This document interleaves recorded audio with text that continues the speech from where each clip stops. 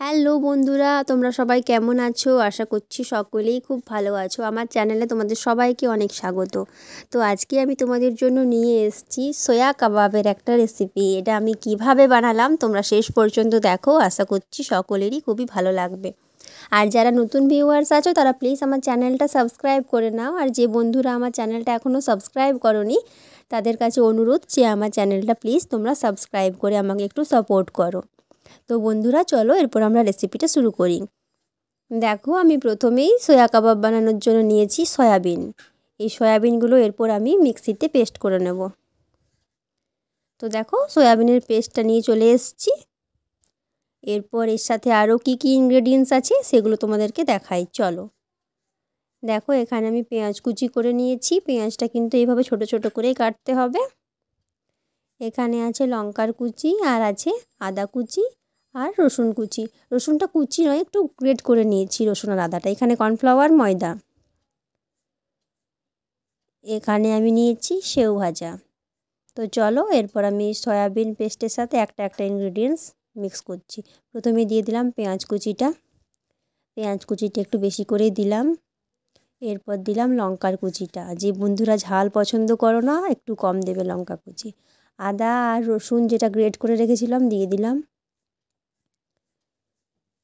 এরপর দিয়ে দিলাম ময়দা। ময়দাটা দিয়ে দিলাম। কর্নফ্লাওয়ারটাও দিয়ে দিলাম। এরপর দিয়ে দেবো সামান্য হলুদ গুঁড়ো। দিয়ে দিলাম স্বাদ মতো নুন। এরপর এগুলোকে আমি মিক্স করে নেব চামচের সাহায্যে।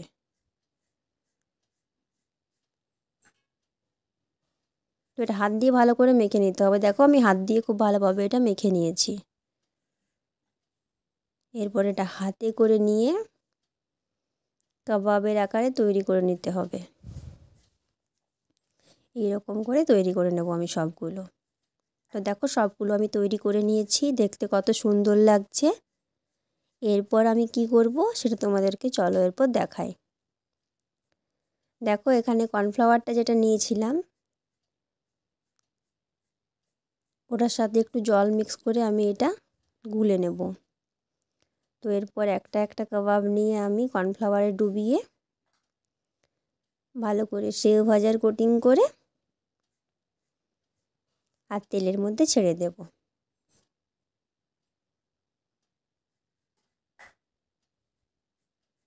এটা কিন্তু লো ফ্লেমে ভাজতে হবে, নয়তো সেও ভাজাগুলো পুড়ে যাবে। তো দেখো বন্ধুরা, কত সুন্দর হয়ে গেছে ভাজা। এরপর আমি এগুলোকে নামিয়ে নেব। দেখো, তোমাদেরকে দেখাই। এই দেখো কত সুন্দর তৈরি হয়ে গেছে। আরও একটা দেখিয়ে দিচ্ছি তোমাদেরকে। এইভাবে কর্নফ্লাওয়ারে ডুবিয়ে সেও ভাজার কোটিং করে আর ছেড়ে দেবো। এইভাবে আমি সবগুলো ভেজে নেব। তো দেখো বন্ধুরা, তৈরি হয়ে গেছে আমাদের আজকের রেসিপি সয়াবিনের কাবাব। দেখতে কেমন হয়েছে অবশ্যই আমাকে কমেন্টসের মাধ্যমে জানিও। আর এটা খেতে কিন্তু অসাধারণ লাগে। আমি বলবো তোমরা বাড়িতে অবশ্যই এই রেসিপিটা একবার বানাও আর আমাকে কমেন্টসের মাধ্যমে জানাও যে খেতে কেমন লাগলো। আশা করছি এটা সবাই খুব পছন্দ করবেন। আর যারা এরকম সয়াবিন খেতে পছন্দ করো না, এরকম বানিয়ে খেতেই পারো, তোমাদের খুবই ভালো লাগবে। তো ভিডিওটা যদি ভালো লেগে থাকে অবশ্যই একটা লাইক দেবে। আর এইরকম ধরনের আরও নতুন নতুন রেসিপি পাওয়ার জন্য কিন্তু তোমাদেরকে আমার চ্যানেলটা অবশ্যই সাবস্ক্রাইব করে রাখতে হবে। আর পাশে থাকা বেল আইকনটা প্রেস করবে আমার ভিডিও নোটিফিকেশান সবথেকে আগে পাওয়ার জন্য। আর তোমরা প্লিজ বন্ধুরা তোমাদের বন্ধুদের সাথে ভিডিওগুলো শেয়ার করো। সবাই খুব ভালো থাকো, সুস্থ থাকো।